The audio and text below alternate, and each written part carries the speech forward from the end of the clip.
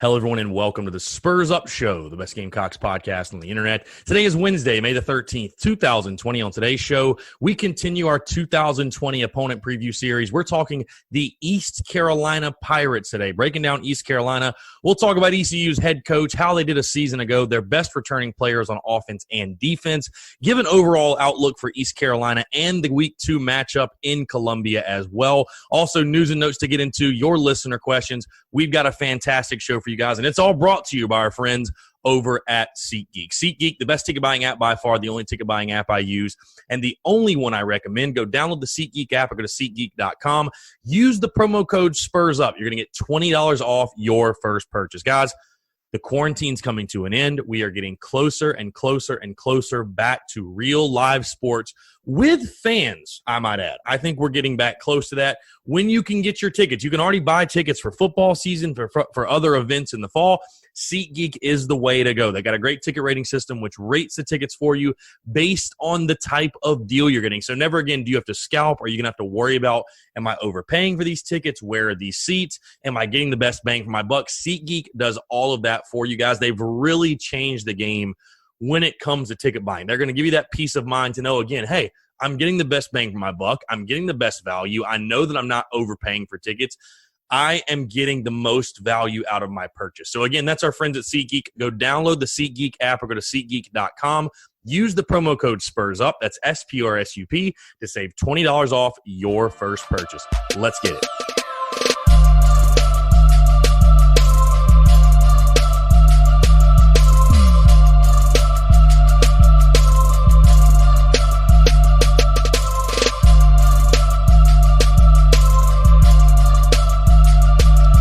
Chris Phillips, host the Spurs Up Show, as always. Appreciate you guys tuning in. Got a packed show. Very, very excited. Before we get into everything, again, hope everybody's having a fantastic Wednesday, a fantastic hump day. Hope you're all healthy. Hope you're all safe, of course. A couple things, couple housekeeping items, as always. If you have not done so, please be sure, click the pause button right now, rate the show, leave it 5 stars, leave your thoughts, your feedback. It's a great place to do so. And also, it helps boost up the podcast. For those that have maybe never heard of the Spurs Up Show or aren't familiar with it, if you go leave 5 stars, whether you're on iTunes, Spotify, Stitcher, Google Play, what have you, take 5 seconds. Again, you can write up a feedback. You don't have to. At least go leave 5 stars. Again, it helps boost up the podcast, helps others find it. And for those that have already done that, I really, truly do appreciate it. Also, if you're listening to the show and you are not subscribed, I really don't know what you're doing. Click that subscribe button. You're going to get the daily notifications when the podcast drops, because we are back to releasing daily shows, and I'm obviously very, very fired up about that, as you guys heard on Monday. But you're going to get those daily notifications. It's a lot of podcasts to keep up with, so make sure you are notified. I know a lot of you guys commute. A lot of you guys, obviously, everybody works, but a lot of people commute. The shows drop at 5 a.m. every single morning. You can listen to it on your morning commute. That's exactly why I make sure they release at that time. So make sure you're subscribed so you're getting those daily notifications of when the show drops. Also, a lot of you have been asking, Chris, how can we support the Spurs Up Show right now during the quarantine, during the pandemic, if you will? If you guys want to, and again, it's a big if you want to, nobody has to. We do have a Patreon page. If you're unfamiliar with what Patreon is, it is basically a website where people can support their favorite creators. You can support people that do podcasts, that make art, that run smaller types of businesses, that have a certain craft, skill, whatever that they sell to people. Patreon is that website. If you search the Spurs Up Show there are different tiers. It's like $2, $5, and $7 per month. If you guys want to support, I'm very appreciative. If not, no big deal. But I want to let everybody know that's been asking me, hey, how can we support the Spurs Up Show? If you guys want to do that, feel free. If not, no big deal. But I do want to make you guys aware that that is an option. All right, let's dive into the show. I'm very, very excited for this show today. Again, we're continuing with the football content, the 2020 opponent preview series. And I'm excited because today, the opponent we're talking about and how intriguing this game is to me. Obviously, South Carolina opening up with 3 straight home games. This is the second of those 3, and it is the East Carolina Pirates. Saturday, September the 12th, South Carolina hosts East Carolina at Williams-Brice Stadium in Columbia, South Carolina. When you take a look at the all-time series record, South Carolina leads at 14-5. These have been some really, really, really good meetings, though. The last meeting, South Carolina beat ECU in 2016. You guys will remember That was Will Muschamp's first season in Columbia. It was a 20-15 game, and a game that you could really argue East Carolina probably should have won. A lot of red zone turnovers. I don't want to say lucky breaks or anything because South Carolina's defense played phenomenal that game. I remember specifically Jamarcus King had a huge game in that one, had a big pick in the end zone that kept ECU. But I think ECU got down to the red zone 4 times and scored, I think, 7 points or something like that. So South Carolina holding on for dear life. But you look at these games, 2014, the two teams met in Spurrier's his second to last season. South Carolina won 33-23. 2012 was a big blowout, 48-10. And then 2011, that was the interesting game in Charlotte, North Carolina, where Connor Shaw actually started the game. Steven Garcia came in late, mounted a rally, 56-37. Carolina gets the win. And then before that, the two teams hadn't played since 1999. But a lot of close games lately. And ECU, I talked about Coastal Carolina. ECU also a very proud football program. They got a great fan base in Greenville, very rowdy, raucous environment. And there have been some good matchups. So, again, South Carolina getting the best of ECU 14-5 in the series. But East Carolina is going to come into this one playing it really up as their Super Bowl, sort of like we saw App State do a year ago. The 2019 record for East Carolina, it was a rough 2019 campaign for these guys. 4-8 overall, 1-7 in the conference. I mean, you take a look, they started their season getting blasted by NC State, win over Gardner-Webb, big loss to Navy, beat William & Mary. At Old Dominion, they got a close win, lost to Temple, lost to UCF, lost to USF, lost really close to Cincinnati, lost to SMU, beat UConn, and then lost to Tulsa. So a really, really tough season. They're adjusting to a new head coach. I want to talk about that really quickly, and that is where we'll start breaking down East Carolina going in this 2020 season. Their head coach, Mike Houston. Mike Houston going into his second year. Obviously, again, 4-8 in the first year. He's an offensive-minded coach. Combined 6 conference championships and a national title in 9 seasons as a collegiate head coach.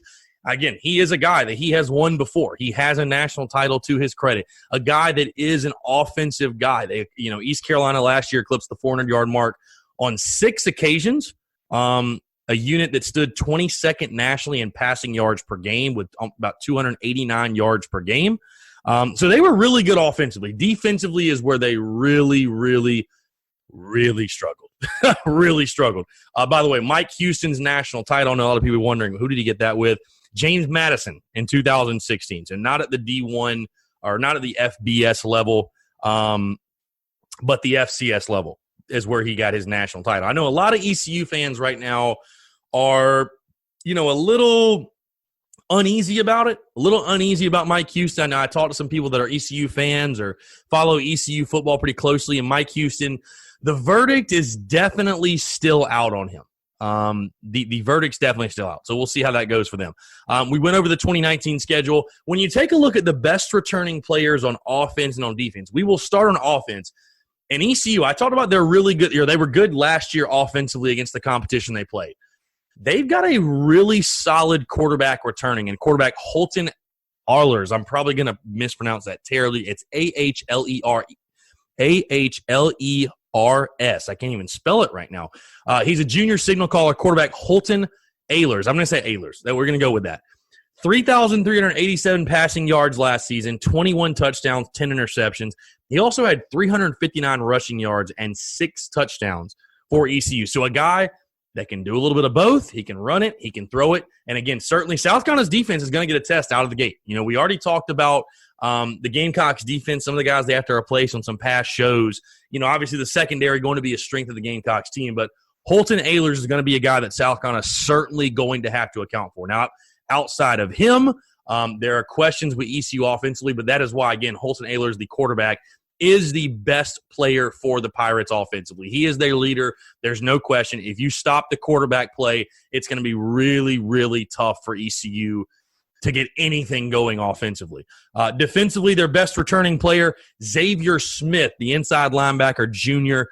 In my opinion, their best returning player, really, really solid player, veteran guy, led their team in tackles as a sophomore, actually, in 2019, at 81 total tackles, 2.5 tackles for loss. One of the big things I saw looking at ECU stats, and I think this is crazy, they lose this guy, Kendall Futrell.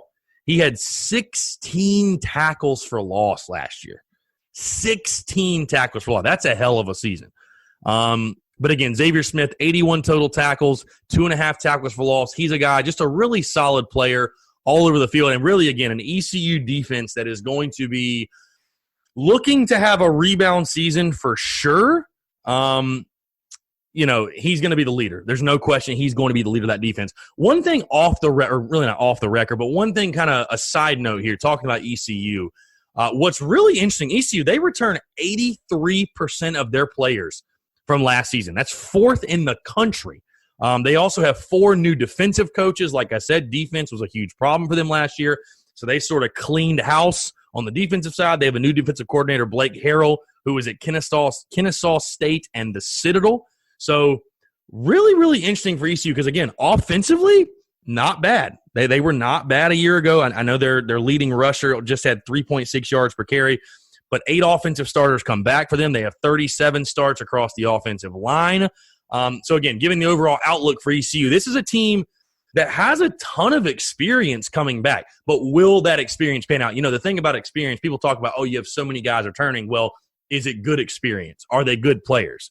You'd rather have a really, really, really, really talented freshman than a senior guy who just isn't worth a damn. I mean, that's just, call a spade a spade.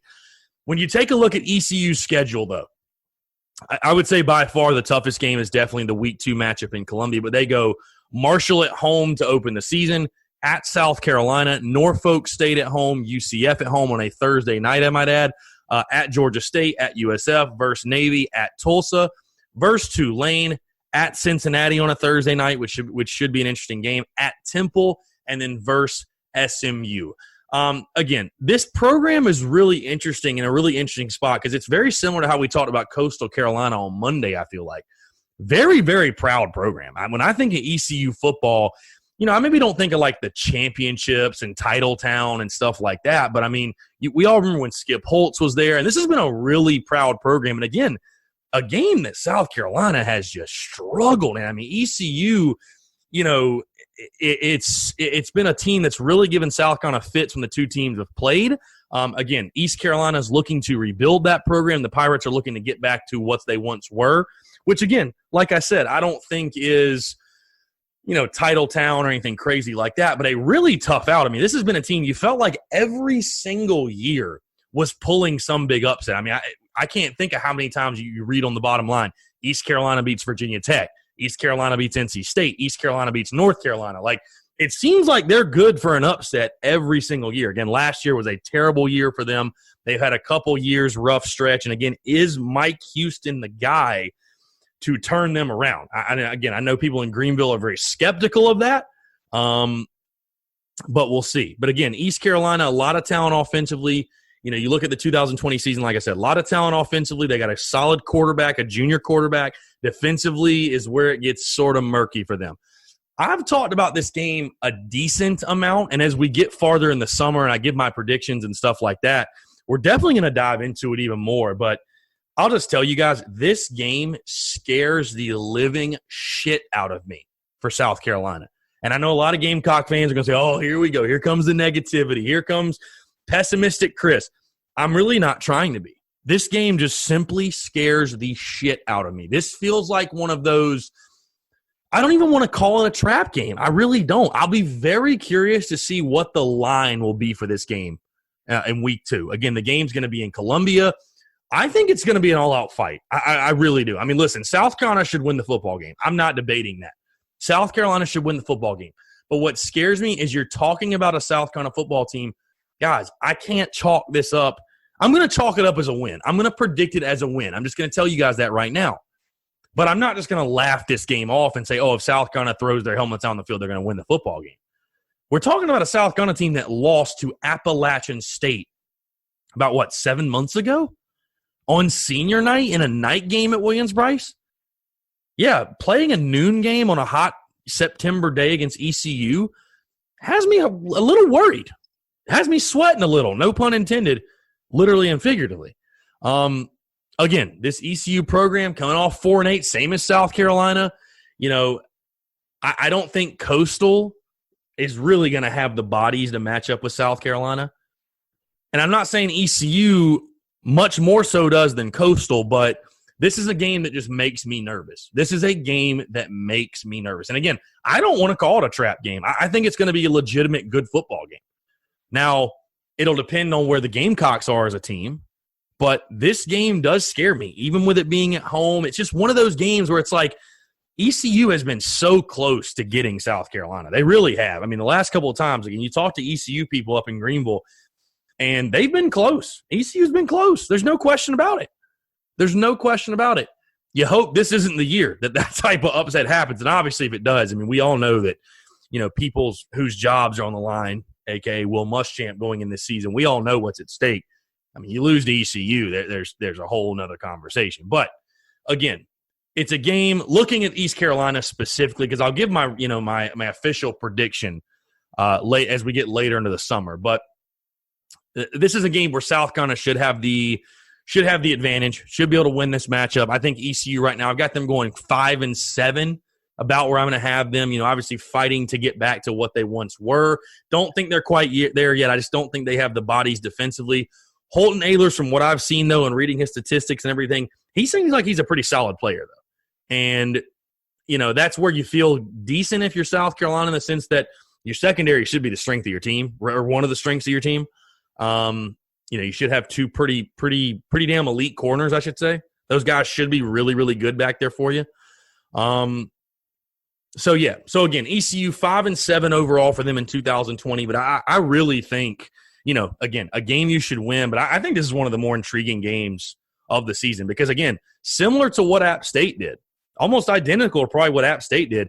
ECU is going to treat this as their Super Bowl. I mean, ECU could go 3-9 in 2020, but if they beat South Carolina, I mean, I'm not going to say the season's going to be a success, quote unquote, but will be a huge win for their program. Again, this is a game they have circled. It's a game they want to win badly, and I'm sure they're going to come into Columbia, and while they might be outmanned, they're going to play that way. So South Carolina better be ready to match that intensity, because, again, you saw what could happen last year. You lost to Appalachian State. Don't let it happen again.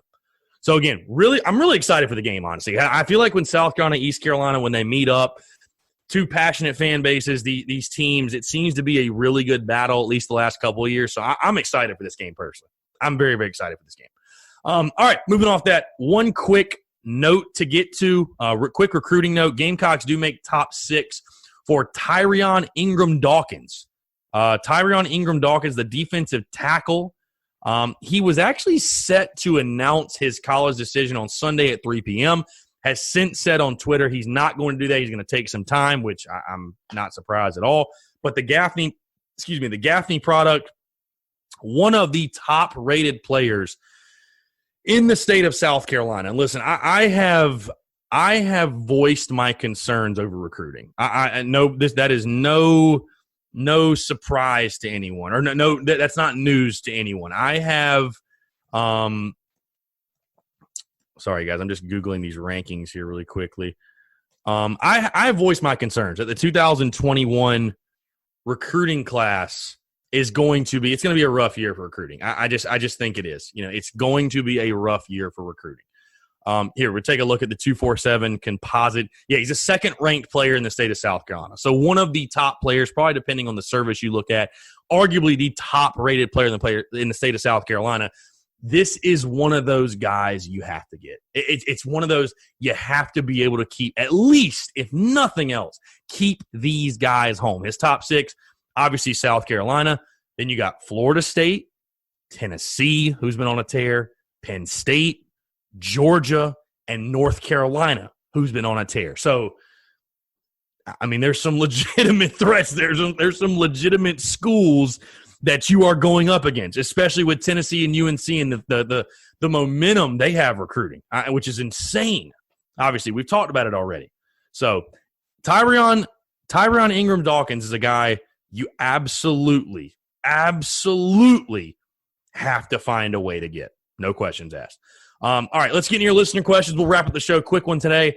Got a lot of good listener questions. Adam_Madison. Is Skylar Meade a great pitching coach, or do you think they need someone else? I wish the season would have gotten him in playing out. Skylar Meade, is interesting. I don't know that the book is fully written on Skylar Meade. I think it's too early to say what type of pitching coach he is. And again, he's a young guy, and you expect he'll get a lot better as he coaches for more and more years. You know what I'm saying? I mean, I don't think you can say right now, you can't judge him his entire career, say, oh, he's a great pitching coach or he's not. But there are definitely some things he does that I'm not a huge fan of. I don't love that he visits the mound on a 2-1 count. I don't like that he changes pitchers in the middle of counts. Just those little things. And I think if the Gamecocks pitching staff especially had another rough season, there was definitely going to be some chirping, some chattering, if you will, in Columbia. You question, and I hate to say this, but you question, is the job too big for Skylar Meade? Like, is the job maybe a little more than he was ready to handle? Again, he's going to come back, no questions asked. He's going to come back next year. The entire staff will, and I'm not advocating they shouldn't. But the leash is short on all those guys. And I think South Carolina next year, I think South Carolina baseball in 2021 could have a solid season, get back to the postseason. But if the pitching staff struggles in ways that we've seen, I think there could be a change. I really do. I think there could be a change. And I don't want to – because here's the thing. I don't want to give the pitching coach too much credit or too much blame, but it definitely has an effect. I mean, you're hearing this from someone who was a pitcher on a college team. Again, not South Carolina, but I played at Newberry College. And I can tell you the pitching coach, the guy you have there, it makes a difference. There's no question. It makes a difference. It makes a difference in guys' confidences. It makes a difference in the overall approach, the mentality. It makes a huge difference. So, I think another rough year with the pitching staff, and that position, that coaching position will at least be evaluated, no doubt. Weston Carstetter, should we get at least one 5-star recruit every cycle? It's tough to – I'll tell you this. First thing I'll say, you never know because of the cycles and, what guys are available. I mean, you never know if it's going to be – what type of year it's going to be in recruiting. Short answer, though, is yes, in my opinion. I don't think that's unrealistic. I don't know why that would be unrealistic. Why is it unrealistic to think we shouldn't be in the running for, 1, 2, maybe 3 5-stars every cycle? Why is that unrealistic? Why is that an outlandish thought? At least one guy. We should be able to, you think, to pull one 5-star guy. It's not like there's only like 5 5-stars in the entire country. There's a good bit of them. I mean, there's a decent amount. So, do I think that's realistic? I would think so. If you pull a class and every kid is a 4-star and 90% of them are, and you don't get a 5-star, I'm not going to sit here and say the class was a failure. But, I mean, I think you should be able to. That's just the way I would look at it. Ben Smitty, 2017. He's got a couple questions here. Is Kingston on the hot seat? His seat's not hot. It is lukewarm, I would say, maybe. His seat's not hot, though. His seat's not hot. Listen, we don't know how 2020 would have played out. We don't know how this season would have played out, unfortunately. Now, if South Carolina baseball misses the postseason next year, his seat will be scorching. I don't know that you fire him after next year. I really don't. It depends on how it goes. I don't know. I don't say the seat is crazy, crazy hot or anything, but it's simmering. We'll put it that way. It is simmering. His next question, do you think UNC will be a better football program in 5 years in South Carolina? What a question. I don't think so. I don't think so. I don't think long-term UNC will ever be a better football program than South Carolina. I don't think that football is a big enough priority at North Carolina. The fan support is not the same for the football program as it is at South Carolina. Being in the SEC gives you an advantage. The financial commitment, the facilities. I mean, God forbid the facilities. So, no, I don't think so. I mean, UNC is obviously very hot in recruiting and stuff, and Mac Brown is really – he's having the Spurrier effect on that program. There's no question. He's having the Spurrier effect. I don't think so, though. I don't think they'll be a better program. His last question, do you expect Birch to make an impact next year? I think he'll play. I definitely think he will play. How big of an impact does he make?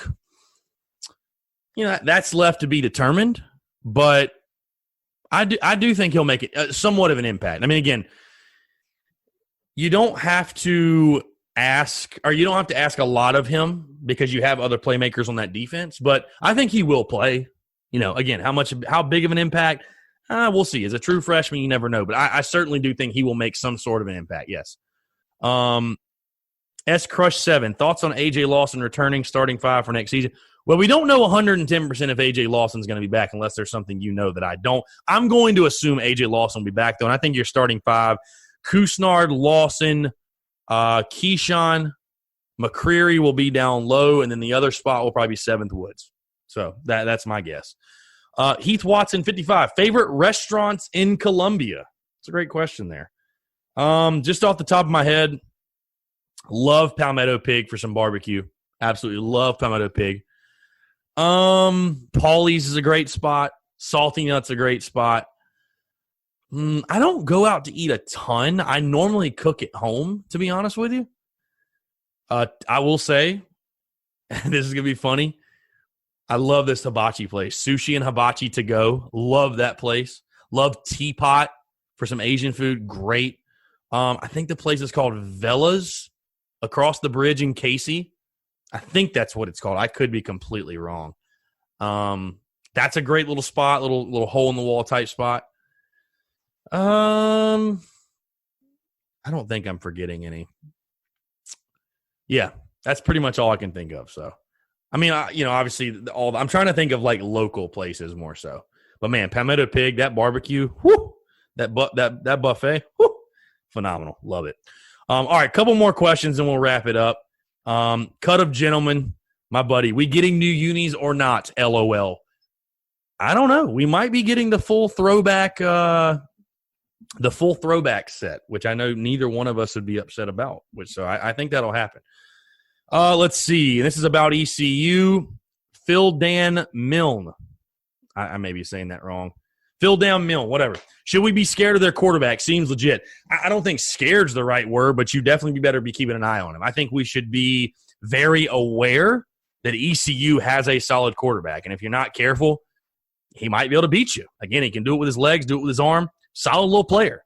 Again, they have questions on with other aspects of their offense, but some experience on the O-line, experience behind center, going to make any team at least a little dangerous on the offensive side. So I think South Carolina's got the guys on defense to stop those guys, but you better be ready to play. That's all I'll say. You better be ready to play. Last question. CP3_presents_. Why does Muschamp brag that he has more wins in his first 3 seasons than any other coach at USC? Well, he's trying to sell to a fan base that he's the answer. I think that's really what it comes down to, and I hate it. Trust me, I hate it. I was watching some Spurrier clips the other day, and I miss the honesty of Steve Spurrier.